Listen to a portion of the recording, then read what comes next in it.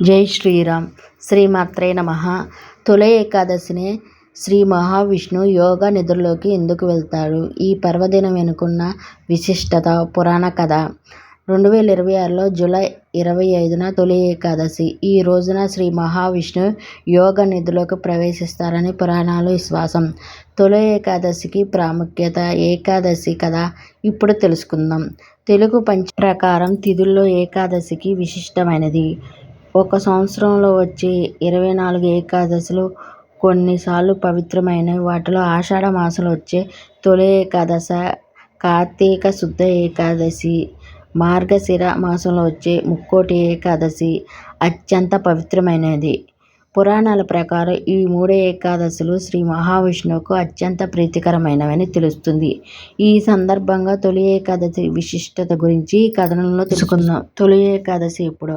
ఆషాఢ మాసం శుక్లపక్షం ఏకాదశి తిథి తొలి ఏకాదశి అంటారు. ఈ ఏకాదశి జూలై 25 శనివారం నాడు ఆషాఢ శుద్ధ ఏకాదశి సందర్భంగా ఈరోజు తొలి ఏకాదశి పర్వదినం జరుపుకుంటాం. పంచాంగకర్తలు సూచిస్తున్నారు. ఈ సందర్భంగా తొలి ఏకాదశి ఆ పేరు ఎలా వచ్చింది, ఈ పర్వదిన విశిష్టత ఏంటో ఇప్పుడు తెలుసుకుందాం. తొలి ఏకాదశితోనే పండుగలు. హిందూ సాంప్రదాయంలో పండుగలకు అత్యంత ప్రాధాన్యత ఉంది. తొలి ఏకాదశి హిందువులకు అత్యంత విశిష్టమైన పండుగ. ఈ ఏకాదశిని శయన ఏకాదశి అని, దేవసేన ఏకాదశి అని కూడా అంటారు. అతి ప్రాచీన తెలుగు పంచాంగం ప్రకారం తొలి ఏకాదశి నుంచే తెలుగు సంవత్సరంలో పండుగలు ప్రారంభమవుతాయి. అందుకే తొలి ఏకాదశి నాడు నుండే పండుగలు మొదలవుతాయి. ఆనాడు నుండి ప్రచారంలోకి వచ్చింది. తొలి ఏకాదశి రోజున ఉపవాసం, జాగరణ, శ్రీ మహావిష్ణువు పూజ, కోరిన కోరికలు అన్నీ నెరవేరుతాయని ప్రతీక. తొలి ఏకాదశి విశిష్టత. శ్రీ మహావిష్ణువు యోగ నిద్రలోకి ప్రవేశించి పుణ్యతిథి తొలి ఏకాదశి. ఈ ఏకాదశి రోజున స్వామివారు నిద్రకు ఉపశమిస్తారు కనుక ఈ రోజున శయన ఏకాదశి కూడా అంటారు. తొలి ఏకాదశి రోజు శ్రీ మహావిష్ణువు క్షీరసాగర శేషతలంపై యోగ నిద్రలోకి వెళ్ళడం పురాణాలు కూడా చెప్పబడుతున్నాయి. తొలి ఏకాదశి రోజున యోగ నిద్రలోకి వెళ్ళి శ్రీ మహావిష్ణువు తిరిగి 4 నెలల తర్వాత అంటే కార్తీక శుద్ధ ఏకాదశి రోజు మేలుకుంటాడు. విష్ణు పురాణం ప్రకారం, స్కంద పురాణం ప్రకారం వివరించబడింది. ఈ 4 నెలల కాలాన్ని చాతుర్మాస దీక్ష అంటారు. ఈ చాతుర్మాస 4 నెలల కాలం ఆధ్యాత్మిక సాధనకు, పూజలు, వ్రతాలకు, దాన ధర్మాలకు అత్యంత పవిత్రమైనదిగా భావిస్తారు. అలాగే శ్రీ మహావిష్ణువు యోగ నిద్రలోకి వెళ్ళడంతో సృష్టి స్థితి లయకారకత్వాలు పరమశివునికి, ఇతర దేవతలకు అప్పగించబడ్డాయని కూడా విశ్వాసం. ఏకాదశి ఎలా ఏర్పడింది? పురాణాల ప్రకారం శ్రీ మహావిష్ణువు మురాసురుడు అనే రాక్షసుడితో యుద్ధం చేస్తూ అలసిపోయి సింహవతి అనే గుహలోకి విశ్రాంతి తీసుకుంటూ సమయంలో ఆ రాక్షసుడు మాయామోహాలతో శ్రీ మహావిష్ణువును సంహరించాలని చూస్తాడు. అప్పుడు విష్ణుమూర్తి శరీరం నుంచి యోగమాయ శక్తి రూపంలో వెలువడి మురాసురుడిని సంహరిస్తుంది. ఈ శక్తి స్వరూపం పౌర్ణమి నుంచి 11వ రోజు జన్మించినందుకు విష్ణువు ఆ శక్తిని ఏకాదశి తిథిగా పూజలందుకోమని వరం ఇస్తాడు.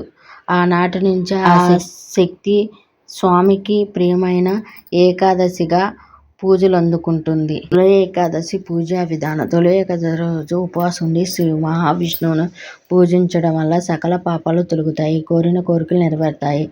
భక్తుల ప్రగాఢ విశ్వాసం. ఈ ఒక్క ఏకాదశి రోజు ఉపవాసం, జాగర, దీక్ష చేస్తే కోటి పుణ్యం లభిస్తుంది. ఈ రోజున సూర్యోదయంతో నది స్నానం చేయాలి. వీలు కాని వారు ఇంట్లో స్నానం చేసి నీటిలో సమస్త నదీ జలాలను ఆవాహన చేసుకుని స్నానం చేస్తే నది స్నానం చేసిన ఫలం దక్కుతుంది. పూజా మందిరంలో ఆవు నెయ్యితో దీపారాధన చేసి లక్ష్మీనారాయణను ప్రతిష్ఠ చేసుకుని విష్ణుమూర్తిని పంచామృతాలతో, గంగాజలాలతో అభిషేకం చేయాలి.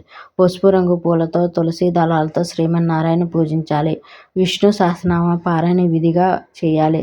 శ్రీ మహావిష్ణువుకు ప్రీతికరమైన చక్కెర పొంగలి, కొబ్బరికాయ, పేలాల పిండి వంటి ప్రసాదాలు నైవేద్యంగా సమర్పించి మంగళహారతి ఇవ్వాలి. ఆలయ దర్శనం. సాయంకాల సమయంలో విష్ణుమూర్తి ఆలయానికి వెళ్ళి విష్ణుమూర్తిని సందర్శించుకుని తులసిమాల సమర్పించి ఈ రాత్రంతా భగవంతుని కీర్తనలు పాడుతూ భగవంతుని కథలు వింటూ జాగరణ చేయాలి. తొలి ఏకాదశి ప్రత్యేకత పేలాల పిండి. తొలి ఏకాదశి రోజు ప్రత్యేకంగా పేలాల పిండి నైవేద్యంగా సమర్పించి మనం స్వీకరిస్తాం. అది ఆరోగ్యానికి ప్రాధాన్యత. ఈ పేలాల పిండిని సేవించడం వల్ల వర్షాకాలంలో వచ్చే వ్యాధుల నుంచి రక్షణ లభిస్తుందని విశ్వాసం. అలాగే రైతులు తమ పంట పొలాల్లో పేలాల పిండిని చల్లుతాయి. ఇలా చేయడం వల్ల వర్షాలు సమృద్ధిగా కురుస్తాయి, పంటలు బాగా పండుతాయని నమ్మకం. ద్వాదశి పారాయణం. మరునాటి రోజు ఉదయాన్నే తలార స్నానం చేసి నిత్య పూజా కార్యక్రమాలు ముగించుకుని ద్వాదశి గడియల్లో సమీపంగానే ఒక బ్రాహ్మణునికి భోజనం పెట్టి దక్షిణ తాంబూలం సమర్పించి నమస్కరించి అనంతరం భోజనం పెట్టి ఉపవాసాన్ని విరమించాలి. ఏకాదశి నియమాలు పాటించేవారు జ్ఞానవంతులు అవుతారని, గత జన్మ పాపాలు తొలగి మోక్షహారతులు అవుతారని పురాణాలు చెప్పబడుతుంది. ఈ తొలి ఏకాదశి పండుగను మనం కూడా శాస్త్రంగా జరుపుకొని శ్రీ హరి అనుగ్రహం పాత్రులవుదాం. జై శ్రీమన్నారాయణ అని కామెంట్ చేయండి. మరిన్ని డివోషనల్ ఛానల్ కోసం నా ఛానల్ సబ్స్క్రైబ్ చేసుకుని పక్కనున్న గంట సింబల్ కొట్టండి. ఏ వీడియో పెట్టిన నోటిఫికేషన్ మీకే వస్తుంది. మీ బంధుమిత్రులకి షేర్ చేయండి.